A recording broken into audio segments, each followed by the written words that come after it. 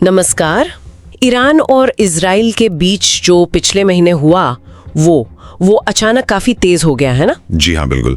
तनाव एकदम से बढ़ गया। हमारे पास जो जानकारी है, कुछ लेख, कुछ रिपोर्ट्स, आज हम उसी में गहराई से उतर के समझने की कोशिश करते हैं कि आखिर हुआ क्या और इसके मायने क्या हैं। बिल्कुल, चलिए देखते हैं। तो कहानी शुरू हुई 13 जून 2025 को, जब इजराइल ने ऑपरेशन राइजिंग लायन नाम से ईरान पर हवाई हमले किए। हाँ, उनके परमाणु और फौजी ठिकानों पर। और खबरें थीं कि ईरान के कई बड़े वैज्ञानिक, नेता और फौजी अफसर इसमें मारे गए। काफी बड़ा हमला था ये। जी। और ईरान का जवाब भी फिर फौरन आया।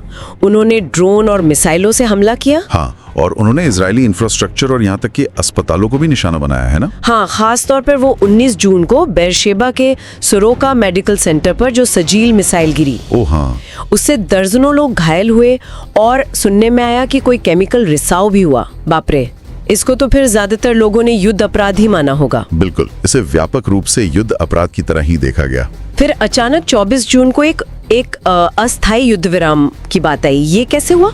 हाँ, ये थोड़ा अजीब है। मतलब 24 जून को एक सीज फायर शुरू तो हुआ। ईरान ने तो आधिकारिक तौर पर हमले रोक दिए, लेकिन इजराइल ने कभी साफ तौर पर हाँ नहीं कहा, मतलब कोई पुष्टि नहीं की। हाँ, ये जरूर है कि हमले कम हो गए थे। तो एक तरह की अनिश्चितता बनी रही। बिल्कुल। और देखिए, इस युद्ध विराम से ठीक पहले 23 जून को ईरान ने कतर में अमेरिका के अल उदीद एयरबेस पर भी मिसाइलें दागी। अच्छा, अमेरिका पर भी? जी, इसे उन्होंने operation glad tidings of victory कहा। ज्यादातर मिसाइलें तो रोक ली गई, पर एक मिसाइल एक जरूरी रडार डोम पर जा लगी।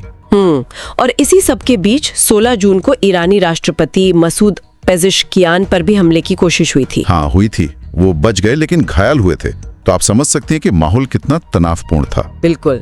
अच्छा, इस तनाव के बीच कूटनीति का क्या हुआ, बातचीत वगैरह? हाँ, 20 जून को यूरोपियन ताकतों ब्रिटेन, फ्रांस, जर्मनी, इनकी मध्यस्थता में बातचीत फिर शुरू हुई।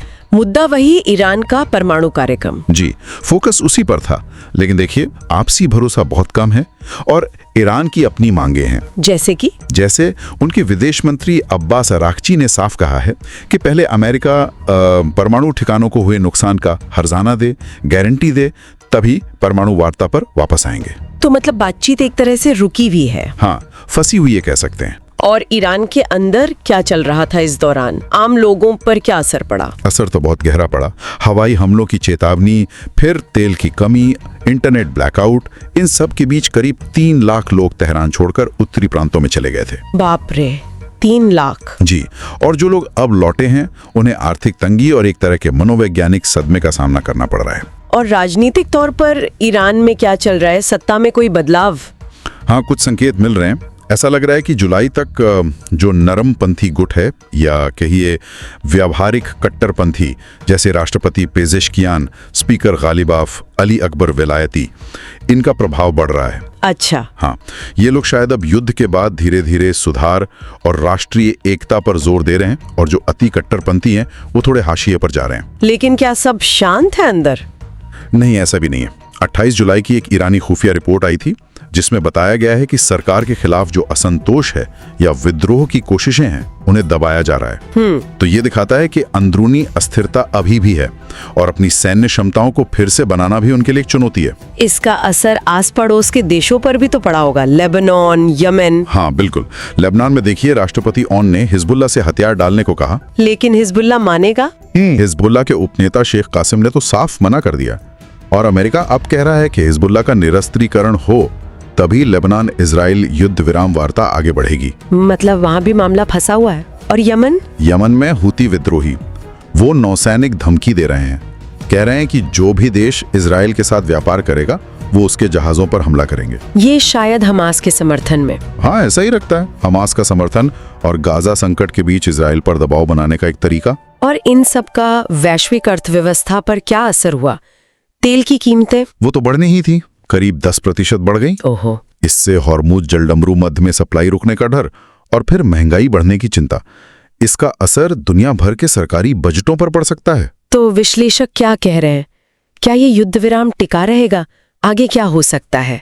ज्यादातर विश्लेषकों को थोड़ा शक है। वो चेतावनी दे रहे हैं कि इजराइल युद्ध विराम के बाद भी चुपके से ईरान के खिलाफ नए गुप्त ऑपरेशन कर सकता है या फिर से सैन्य तनाव बढ़ाने के बहाने ढूंढ सकता है। मतलब खतरा टला नहीं है? नहीं, थिंक टैंक भी यही कह रहे हैं। वो साइबर युद्ध, समुद्री टकराव और छोटी छोटी लड़ाइयों जैसी चीजों पर ध्यान देने को कह रहे हैं। उनका मानना है कि पहले हमला करने से, मतलब प्रीएम्प्टिव हमले से, शायद थोड़े समय के लिए फायदा मिल जाए, लेकिन लंबे समय में ये इलाके में अस्थिरता को और बढ़ाता है।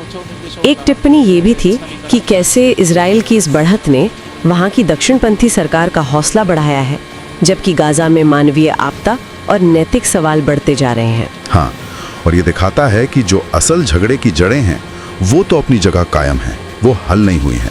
तो कुल मिलाकर हमने देखा कि जून में ये संघर्ष कितनी तेजी से बढ़ा, फिर एक अनिश्चित सा युद्ध विराम आया, परमाणु बातचीत अटकी हुई है। बिल्कुल, और ईरान अंदरूनी राजनीतिक बदलावों और दबावों से जूझ रहा है, और इसका असर पूरे क्षेत्र पर, यहाँ तक कि वैश्विक अर्थव्यवस्था पर भी साफ दिख रहा है। स्थिति मतलब बहुत नाजुक बनी हुई है। जी, बेहद नाजुक। ये साफ है कि अंदरूनी राजनीति, क्षेत्रीय ताकतें, वैश्विक हित सब बहुत जटिल तरीके से जुड़े हुए हैं और संघर्ष की जड़ें काफी गहरी हैं। तो आगे क्या, ये सोचने वाली बात है।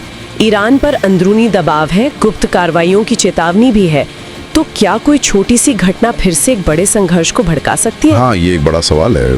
क्या इसमें क्षेत्रीय प्रॉक्सी शामिल हो जाएंगे या वैश्विक ताकतें सीधे तौर पर खिंच जाएंगी? या फिर क्या ईरान का ध्यान अब अपने अंदरूनी हालात को मजबूत करने पर जाएगा? इस पर वाकई सोचने की जरूरत